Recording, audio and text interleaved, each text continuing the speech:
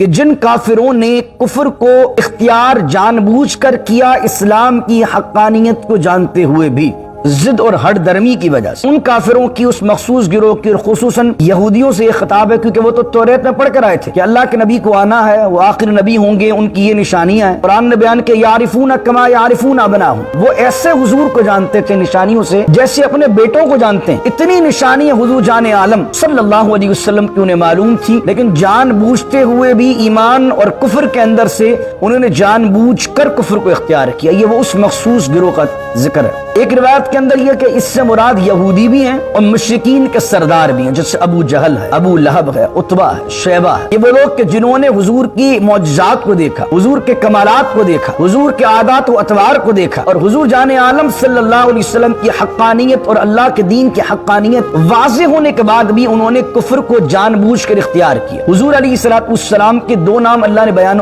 فرمائے، انا ارسلناک شاہدا و مبشرا و نذیرا۔ نذیر اس کو کہتے ہیں جو اللہ کے عذاب سے ڈرائے۔ اب یہاں پر ایتھسٹ جو ہیں ایک اعتراض کرتے ہیں، اور ایک قدیم اعتراض ہے یہ ملحدین کی طرف۔ ملحدین کہتے ہیں کہ مذہب کا جو بھی معاملہ ہے وہ ڈر کا دھندا ہے، یعنی مذہب ڈراتا ہے اور پھر سامنے والے کو اپنے آپ کو قبول کرواتا ہے۔ تو یہ سارا معاملہ ڈر پر مبنی ہے۔ جتنے لوگ مذہب کو فالو کرتے ہیں، مذہب کے اندر آتے ہیں، تو جو انسان کے اندر ڈر ہے وہ ڈر کو بیچتے ہیں، تو اس وجہ سے مذہب کی طرف لے آتے ہیں۔ یہ ایتھسٹ جو ہیں، جو خدا کو نہیں مانتے، کسی دین کو نہیں مانتے، وہ مذہب پر، ریلیجن پر یہ اعتراض کرتے ہیں۔ بشرح لی صدری ویسر لی امری واحلل عقدۃ من لسانی یفقہوا قولی، اللہم صلی علی سیدنا و مولانا محمد معدن الجود والکرم وآلہ وصحبہ وبارک وسلم۔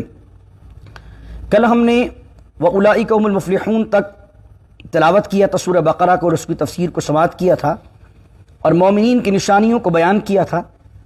اور صوفیہ کے ہاں جب کسی کی فاتحہ دی جاتی ہے تو 4 قل پڑھنے کے بعد، سورہ فاتحہ پڑھنے کے بعد وَأُولَٰئِكَ هُمُ الْمُفْلِحُونَ تک پڑھا جاتا ہے، اور اس کے بعد اللہ کی بارگاہ میں دعا کی جاتی ہے کہ مالک جو کچھ پڑھا، جو کچھ پیش کیا، جو طعام و ما حضر ہے، جو قرآن کا ثواب ہے، یہ فلاں فلاں پرسنالٹیز کو ہم پیش کرتے ہیں، ڈیڈیکیٹ کرتے ہیں، ان کو عطا فرما۔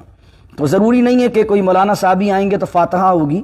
تو اگر آپ بھی اپنے گھر کے اندر اپنے والدین کو، اپنے مرحومین کو اصال کرنا چاہتے ہیں، جو پکایا وہ اللہ کے دیے ہوئے رزق میں سے 4 قل پڑھیے، سورہ فاتحہ پڑھیے، مفلحون تک پڑھیے، اور پھر اول آخر درود شریف پڑھ کر اس سب کا ثواب، پڑھنے کا، پکانے کا، کھلانے کا، سب کا ثواب جس کو آپ اصال کرنا چاہتے ہیں اللہ کی رحمت سے اصال کر دیجیے۔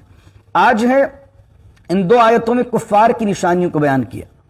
فرما ان الذین کفروا، انا قرآن کریم میں بے شک کے معنی میں استعمال ہوتے ہیں، یعنی جب اللہ انا سے بات کرتا ہے تو یہ بتانا چاہ رہا ہوتا ہے کہ اس بات میں تمہیں ڈاؤٹ نہیں ہونا چاہیے، بے شک یہ بات جو ہم بتا رہے ہیں یہ یقین کامل کے ساتھ تمہیں اعتقاد اس پر رکھنا چاہیے، جیسے ان اللہ علی کل شیء قدیر، بے شک اللہ ہر چیز پر قادر۔ تو فرمایا ان اللہ علیم بذات الصدور، بے شک اللہ تعالیٰ علم والا ہے اور دیکھنے والا ہے۔ تو یہاں فرمایا ان الذین کفروا، بے شک وہ لوگ جو، اب ان الذین جب بھی آئے گا تو اس سے مراد یہ ہوگا ان الذین آمنوا، بے شک وہ لوگ جنہوں نے ایمان قبول کیا، جو ایمان لائے۔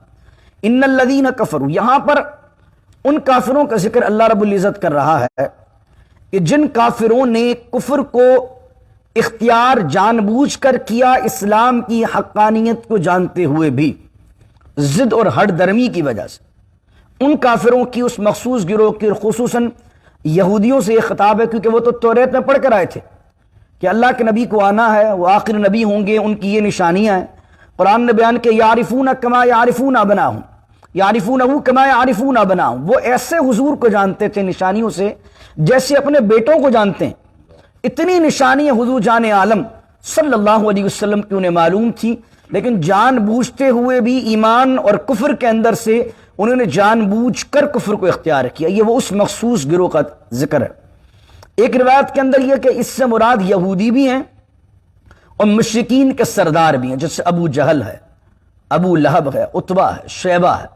یہ وہ لوگ کہ جنہوں نے حضور کی معجزات کو دیکھا، حضور کے کمالات کو دیکھا، حضور کے عادات و اطوار کو دیکھا، اور حضور جان عالم صلی اللہ علیہ وسلم کی حقانیت اور اللہ کے دین کی حقانیت واضح ہونے کے بعد بھی انہوں نے کفر کو جان بوجھ کر اختیار کیا۔ تو فرمایا سواء علیہم، سوا کا معنی ہوتا برابر، کسی چیز کا ایکول ہونا، برابر ہونا۔ فرمایا حبیب جنہوں نے کفر اختیار کیا اپنی مرضی سے، علیہم ان کے لیے سوا ہے، برابر ہے، اَأَنذَرْتَهُمْ أَمْ لَمْ تُنذِرْهُمْ، آپ انہیں ڈرائیے یا نہ ڈرائیے۔ ام مانے ہوتا ہے یا، ٹھیک ہے، جس طرح ہم انگلش میں اور استعمال کرتے ہیں نا، ام لم تنذر، لم مانے نہیں، اَأَنذَرْتَهُمْ آپ انہیں ڈرائیے، ام لم تنذرهم یا انہیں نہ ڈرائیے، لا یؤمنون وہ ایمان نہیں لائیں گے۔ اب یہاں پر یہ بات بیان فرمائی جا رہی ہے اَأَنذَرْتَهُمْ أَمْ لَمْ تُنذِرْهُمْ، انذار کہتے ہیں ڈرانے کو، اور انذار سے ہی بنتا ہے نذیر۔ حضور علیہ الصلوۃ والسلام کے دو نام اللہ نے بیان فرمائے، اِنَّا أَرْسَلْنَاكَ شَاهِدًا وَمُبَشِّرًا وَنَذِيرًا۔ نذیر اس کو کہتے ہیں جو اللہ کے عذاب سے ڈرائے۔ اب یہاں پر ایتھسٹ جو ہیں ایک اعتراض کرتے ہیں، اور ایک قدیم اعتراض ہے یہ ملحدین کی طرف سے، اس کو ذہن میں رکھیے۔ ملحدین کہتے ہیں کہ مذہب کا جو بھی معاملہ ہے وہ ڈر کا دھندا ہے، فیئر کا دھندا ہے، یعنی مذہب ڈراتا ہے اور پھر سامنے والے کو اپنے آپ کو قبول کرواتا ہے۔ تو یہ سارا معاملہ ڈر پر مبنی ہے۔ جتنے لوگ مذہب کو فالو کرتے ہیں، مذہب کے اندر آتے ہیں، تو جو انسان کے اندر ڈر ہے وہ ڈر کو بیچتے ہیں، تو اس وجہ سے مذہب کی طرف لے آتے ہیں۔ یہ ایتھسٹ جو ہیں، جو خدا کو نہیں مانتے، کسی دین کو نہیں مانتے، وہ مذہب پر، ریلیجن پر یہ اعتراض کرتے ہیں۔ ہم انہیں کہتے ہیں کہ یہ مذہب کی بات نہیں ہے، بلکہ اللہ نے انسان کو بنایا ہی ایسی فطرت پر ہے کہ جس کے اندر ایک ڈر اور ایک خوشی کا مادہ پیدا کیا، اور یہ صرف مذہب کے معاملے میں نہیں ہے، دنیا کے ہر معاملے میں تبشیر، بشارت بھی ہے، اور دنیا کے ہر معاملے میں انذار یعنی ڈرانا بھی۔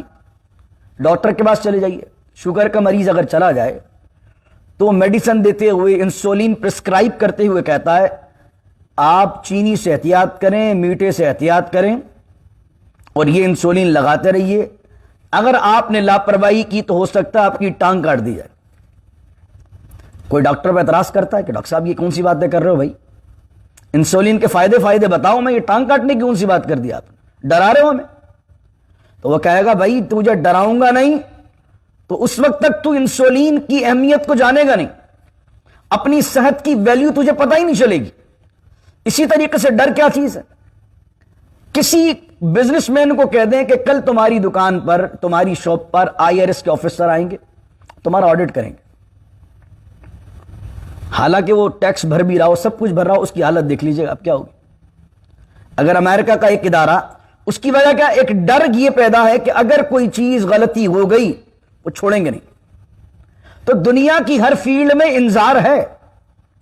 تو اس لیے اللہ کے نبیوں کی دعوت کے اندر بھی دو چیزیں ہوتی ہیں، ایک تو انفسی اور آفاقی دلائل ہوتے ہیں، اور اس کے ساتھ ساتھ اللہ کے نبیوں کی دعوت میں ایک تبشیر ہوتی ہے، بشارت ہوتی ہے، اور ایک انذار ہوتا ہے۔ یعنی کہ جو اللہ کی فرما برداری کریں گے ان کو اللہ رب العزت کی طرف سے انعامات کا بتائیے، اللہ انہیں جنت دے گا، اللہ ان سے راضی ہوگا، اللہ ان کو قیامت کے دن جب جنت میں داخل کرے گا حوریں عطا فرمائے گا، اپنا دیدار عطا فرمائے گا، جنتین ان نعمتوں میں رہیں گے۔ لیکن جہاں جنت کو بیان کیجئے وہاں نافرمانوں کو، ہٹ دھرموں کو، جو اللہ کے دین کی صداقتوں کو جھٹلائیں، ان کو بتائیے کہ اللہ جبار بھی ہے، اللہ قہار بھی ہے۔ تو اللہ کی وحدانیت کو بیان کرنے کے ساتھ، انفسی اور آفاقی دلائل دینے کے ساتھ، حبیب آپ ان کے ساتھ انذار بھی کیجئے اور تبشیر بھی کیجئے، بشارت بھی دیجئے اور ڈرائیے بھی، کیونکہ یہ دونوں چیزیں ہوں گی تو ایک طرف اللہ کی رحمت سے امید ہوگی تو آدمی نیک عمل کرے گا، اور ایک طرف اللہ کا ڈر موجود ہوگا تو اس صورت کے اندر برائی سے بچے گا۔ لیکن اللہ کے ڈر سے ہمیشہ ایک بات یاد رکھیے، ایک تو ہم ڈرتے اس چیز سے ہیں جو خوفناک ہوتی ہے۔ بچہ بھوت سے ڈرتا ہے، بچہ جنات سے ڈرتا ہے، آپ ہر اس ڈراؤنی چیز سے ڈرتے ہیں جس کے دل میں آپ کے خوف پیدا ہو جائے۔ تو کیا وہ خوفناک چیز کا ڈرنا اور اللہ سے ڈرنا ایک ہی؟ معاذ اللہ۔ لیکن اللہ کا ڈرنا اور ہے، خوفناک چیز سے ڈرنا اور ہے، کیونکہ اللہ جمیل، اللہ تو خوبصورت ہے۔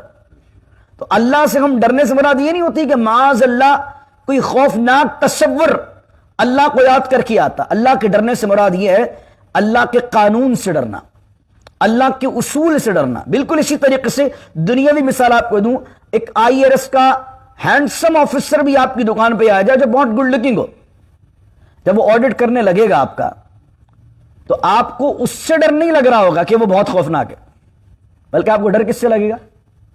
قانون سے۔ آپ کو ڈر کس سے لگے گا؟ لا سے۔ لیکن یہاں کیا ہے، آپ کو معلوم ہے غلطی پکڑی گئی اور ذرا سا کوئی میجر آڈٹ کرتے ہوئے IRS نے دیکھا کہ بھئی کسی ٹرانزیکشن کا میرے پاس حساب نہیں ہے، تو اب جناب والا آپ کو معلوم ہے کہ چھوڑے گا وہ نہیں۔ لیکن رب کی بارگاہ میں کیا کا معاملہ ہے؟ رب کی بارگاہ میں یہ ہے، وہ نقطہ نواز ہے، نقطے پر پکڑ بھی لے، نقطے پر بخش بھی دے، کیونکہ اختیار اس کے ہاتھ میں ہے۔ قانون اس نے بنائے ہیں لیکن پھر بھی اختیار اس کے ہاتھ میں ہے۔ تو جب IRS سے آپ ٹیکس بھرتے ہوئے بھی اگر آپ لیگلی چل رہے ہیں پھر بھی ڈر رہے ہیں، کیوں؟ کیونکہ آپ کے ذہن میں تصور یہ بیٹھا ہوا ہے کہ IRS جو پکڑ کرے گا وہ بڑی جو ہے وہ مشکل میں پھنس جائیں گے ہم۔ تو اللہ تو کہہ رہا اِنَّ بَطْشَ رَبِّكَ لَشَدِيدٌ، سورۃ البروج میں اللہ کی پکڑ بہت سخت ہے۔ تو ہم دنیا کے قانون سے اتنا ڈرتے ہیں لیکن اللہ کے قانون سے نہیں ڈرتے، ضرورت کے ساتھ گناہ کر رہے ہوتے، حالانکہ ڈرنا تو اللہ کے قانون سے چاہیے۔ تو اللہ نقطہ نواز ہے، اللہ کی یہاں مگر کیا ہے؟ رحمت بھی ہے۔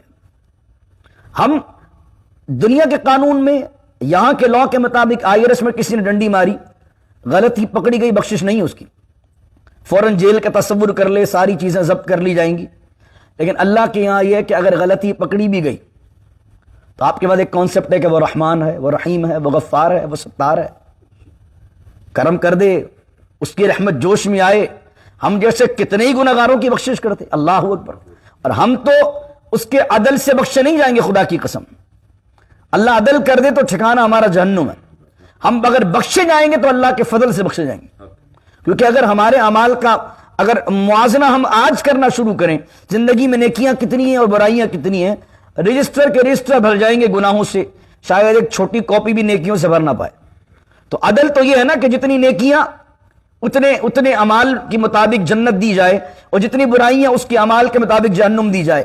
تو اگر اللہ نے عدل کیا تو اللہ کے عدل کی وجہ سے تو بہت سے لوگ جہنمی، لیکن اللہ کی رحمت ہے کہ وہ خود فرماتا ہے کہ میری رحمت میرے غضب پر حاوی ہے۔ تو ہم جو بخشے جائیں گے خدا کی قسم وہ اللہ کے فضل سے بخشے جائیں گے۔ تو کبھی بھی اللہ سے عدل نہ مانگو، اللہ کا فضل مانگو۔ اس کے ساتھ ساتھ یہاں پر ایک نقطہ بیان کروں آپ کے سامنے کہ تربیت جب اولاد کی کریں تو دونوں چیزیں رکھیں، تبشیر بھی اور انذار بھی۔ بعض اوقات آدمی لاڈ پیار اتنا دے دیتا ہے اور کہتا ہے تم نے یہ کیا تو تمہیں یہ دلاؤں گا، تم نے یہ کیا تو تمہیں یہ دلاؤں گا۔ اب بچہ کیا ہوتا ہے؟ ڈیمانڈنگ ہو جاتا ہے۔ اولاد کے پاس ماں باپ، اس اسپیشلی امریکن ماحول میں دیکھتا ہوں، ماں باپ سے صرف بچوں کو محبت چیزوں کی ہوتی ہے۔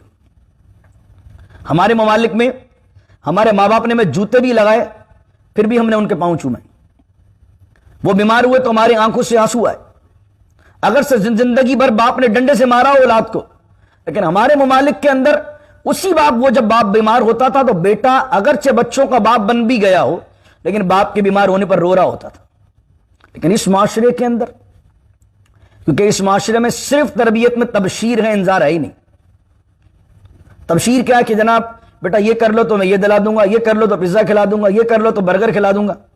تبشیر تو اچھی چیز ہے، اپریسیشن اچھی چیز ہے۔ انذار کریں گے تو بچے کو اسکول میں کیا سکھایا جا رہا ہے کہ جس دن ابا نے انذار کر دیا فون ملا دو اور ڈلوا دو بچے کو اندر، ابا کو اندر ڈلوا دو۔ تو اب بچہ کیا ہوگا؟ بچے کی اس خصلت کے اندر ماں باپ ایک ٹول ہو جائیں گے چیزوں کو حاصل کرنے کا۔ جب تک باپ چیزیں دلائے گا ابا بہت اچھے، اماں جب تک اچھی اچھی چیزیں منگا کر کھلا رہی ہے، پلا رہی ہے، منگا رہی ہے، ٹوائز آ رہے ہیں، آن لائن آرڈرز کر رہے ہیں، ابا پے کر رہے ہیں، ابا بہت اچھے ہیں، اماں بہت اچھی ہیں۔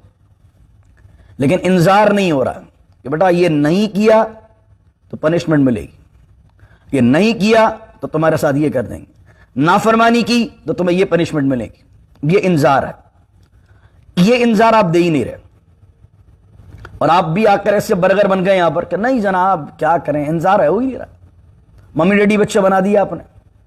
تو اب جب انذار ہی نہیں ہے، اب دین کے اندر بھی دیکھیں تبشیر بھی ہے، انذار بھی، تو اللہ سے بہتر آدمی کی فطرت کو کون جانتا ہے؟ بنایا اللہ نے، تو اللہ نے جب نبیوں کو دعوت دلوائی تو کیا کروایا؟ تبشیر بھی اور انذار بھی، یعنی بشارت بھی دو۔ جب اچھا کام کرے اولاد ان کو کہو بشارت دو، بیٹا انشاءاللہ نیکسٹ منتھ ہم یہاں چلیں گے، بیٹا میں تمہیں یہ لے کر دوں گا، لیکن غلط کام کریں تو انذار ہے، پنشمنٹ ہے۔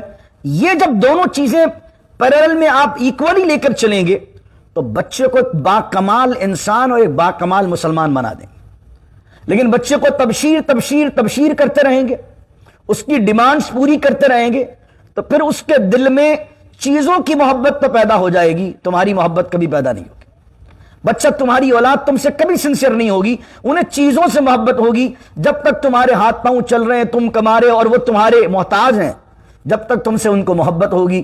جس دن انہوں نے کمانا شروع کیا، جس دن وہ 18-19 کے ہوئے، انہیں پتا چلا کہ میں اپنی ضرورت کو پوری کر سکتا ہوں، کسی اسٹور پر کام کر کے اتنا کما سکتا ہوں کہ اپنا خرچہ اٹھا سکوں، اس دن تمہاری اہمیت فوراً ختم ہو جائے گی، کیونکہ تمہاری ذات ان کے لیے صرف چیزیں پرووائڈ کرنے کا ایک ذریعہ ہے بس۔ تو بچوں کی تربیت کیسے کریں؟ انذار بھی اور تبشیر بھی۔ میں دوسری آیت پڑھتا ہوں، اسی پر اختتام کرتے ہیں۔ پہلی بات یہ کہ اللہ رب العزت نے یہاں جو فرمایا ہے، فرمایا کہ انذار کریں یا نہ کریں، تو جب وہ پہلے سے ہی اللہ کے نزدیک کافر ہیں تو پھر یہاں پر ان کو دعوت دینے کا فائدہ یا نہ فائدہ کیا ہے؟ یہاں یہ بیان فرمائی گئی کہ وہ ماں کے پیٹ سے ہی ایسے شدید اور ہٹ درم نہیں ہے، بلکہ اللہ نے ایک انسان کی طبیعت کے اندر، انسان کے مزاج کے اندر اللہ رب العزت نے دونوں خصلتوں کو رکھا ہے، بدی کو بھی رکھا ہے اور اللہ نے نیکی کو بھی رکھا، اور پھر اختیار اس کو دے دیا، اتھارٹی اس کو ہی دے دی۔ اگر وہ زندگی بھر بدی کرتا رہے اور اللہ کے دین کی صداقتوں کو جھٹلاتا رہے تو پھر کیا ہوگا کہ وہ اتنا ہٹ دھرم ہو جائے گا کہ اللہ کی رحمت سے اتنا دور ہو جائے گا کہ اب اسے اچھی بات کیجئے، دین کی بات کیجئے، وہ قبول نہیں کرے گا۔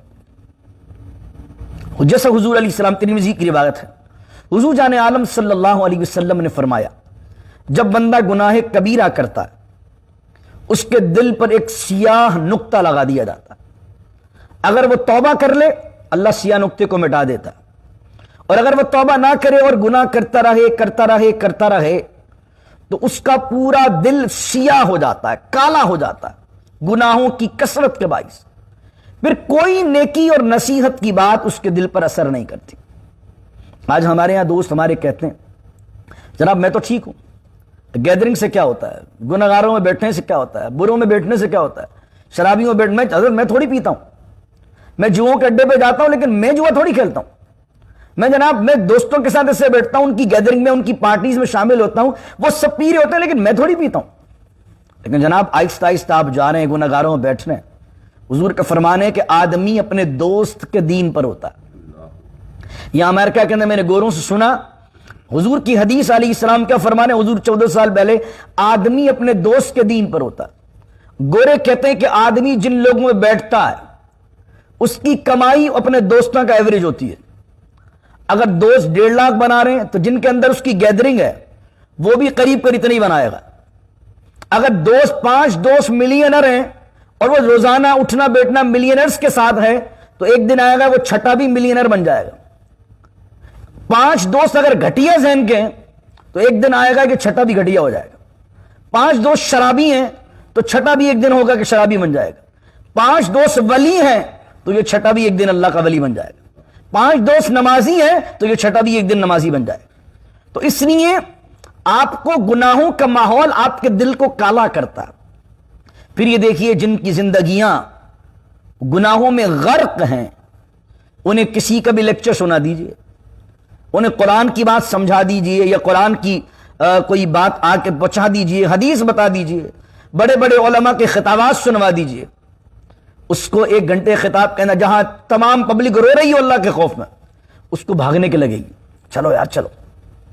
آدمی پارٹیز میں 4 گھنٹے بیٹھنا پسند کرتا لیکن اللہ کے گھر میں آتا تو 4 لقات میں دل گھبراتا ہے اس کا، بھاگو بھاگو بھاگو یہاں سے، بے چینی ہوتی ہے، بے سکونی ہوتی ہے۔ حالانکہ جس جگہ سکون ملنا چاہیے، حضور علیہ السلام نے فرمایا اللہ کے نزدیک ناپسندیدہ جگہیں، ناپسندیدہ پلیسز بازار ہیں، اور اللہ کے نزدیک پسندیدہ جگہیں مسجد ہیں۔ آپ بتائیے ہمارا دل مسجد میں زیادہ لگتا ہے یا مارکیٹ میں زیادہ لگتا ہے؟ ہمارا دل مارکیٹ میں زیادہ لگتا ہے۔ حالانکہ حضور علیہ السلام فرما رہے ہیں اللہ کے نزدیک ناپسندیدہ جگہیں مارکیٹ سے ہیں، بازار ہیں۔ کیوں؟ جھوٹ وہاں، دغا وہاں، چوری وہاں، فراڈ وہاں، دل دکھانا وہاں، ایک دوسرے کا مال غصب کرنا وہاں، یہ سارا مارکیٹس میں تو ہو رہا ہے۔ بے پردگی وہاں، بےہودگی وہاں، حرام کاری وہاں، سارے کام الٹے جو ہے وہ مارکیٹس میں ہو رہے ہیں۔ کمائی کے دھندوں کی وجہ سے لوگوں نے اللہ کو بھلا دیا، لیکن مارکیٹس میں لوگ گھنٹوں بتانا پسند کرتے ہیں۔ مالز میں آج کل تو مالز بھی بازاروں کو بھی اتنا خوبصورت بنا دیا گیا، اور آپ یہ دیکھیں گے امریکہ کے اندر کچھ بازار ایسے ہیں، ایک فرنیچر کا ایک میں برانڈ جانتا ہوں، آپ اندر جائیے وہاں پر آپ کو گھڑی نظر نہیں آئے گی۔ آپ دیکھیں گے ایسے سٹورز کے اندر آپ دیکھیں گے کہ کوئی ونڈو نہیں ہوتی ہے ایسے سٹورز میں۔ آپ کبھی اندر جا کے دیکھیے گا، والمارٹ میں جا کے دیکھیے گا، کیوں ونڈو نہیں ہے؟ تاکہ آپ آسمان کو دیکھ کر اندازہ نہ لگا سکیں کہ آپ کو اندر کتنی دیر ہو گئی۔ آپ کبھی اندازہ نہیں لگا سکتے کسی ونڈو کو دیکھ کر کہ آپ کتنی دیر سے آؤ۔ گھڑی آپ کو نہیں ملے گی بڑے سٹورز میں، کیوں نہیں ملے گی؟ تاکہ آپ کو ٹائم کا اندازہ نہ ہو، زیادہ سے زیادہ ٹائم آپ اسپینڈ کریں مارکیٹ میں۔ اس لیے اس کے علاوہ آپ دیکھیے کہ جب آپ کو جو ہم گروسری کرنے جاتے ہیں سٹورز میں، دودھ کبھی بھی آپ کو فرنٹ پہ نہیں ملے گا، بریڈ آپ کو کبھی فرنٹ پہ نہیں ملے گی، انڈے آپ کو کبھی فرنٹ پہ نہیں ملیں گے، وہ ہمیشہ بالکل آخری کونے میں رکھے ہوں گے، تاکہ آپ بہت ساری روز سے گزرتے ہوئے جائیں اور آپ کی نظر کے اندر بہت ساری مارکیٹس کی چیزیں آئیں۔ آپ لینے دودھ گئے تھے لیکن 5 چیزیں ساتھ اور لے کر آ گئے۔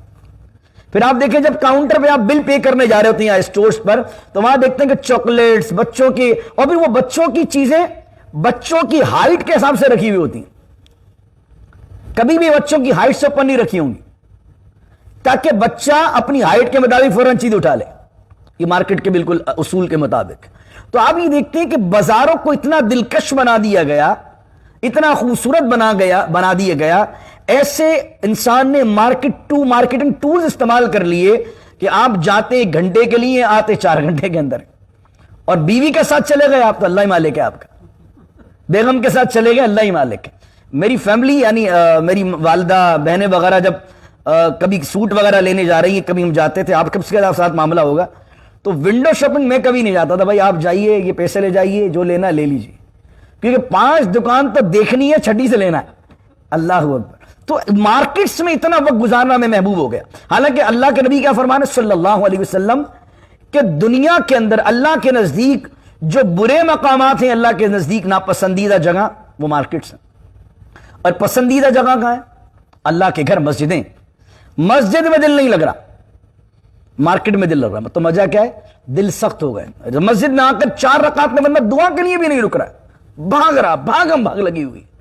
جمعہ بھی یہ پڑھنے آ رہا تو 2 رکعت پڑھا، بھاگم بھاگ لگی ہوئی، اللہ اکبر۔ لیکن مسجد میں دل کیوں نہیں لگ رہا؟ اس کی ریزن کیا ہے؟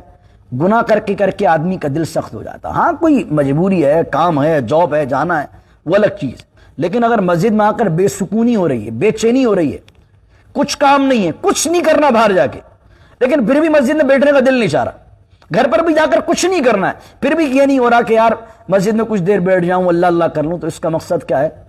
دل گناہ کر کے سخت ہو گئے۔ انشاءاللہ میں کل باقی، مجھے کرنا تو دوسری آیت ہی بیان تھا، ختم اللہ علی قلوبہم وعلی سمعہم وعلی ابصارہم غشاوہ ولہم عذاب عظیم، اس کا ترجمہ پڑھ دیتا ہوں، پھر کل ہم ختم پر، قلوب پر، سمعہم وابصارہم، ابصارہم غشاوہ، ان تمام پر الگ الگ انڈیویجول گفتگو کریں گے تاکہ ایک ایک مفہوم آپ کے سامنے واضح ہو۔ ختم اللہ، ابھی اللہ فرما رہا ہے ان کافروں کے لیے اللہ نے ان کے دلوں پر مہر لگا دی۔ ختم اللہ، ختم کا معنی مہر یہاں استعمال ہوگا۔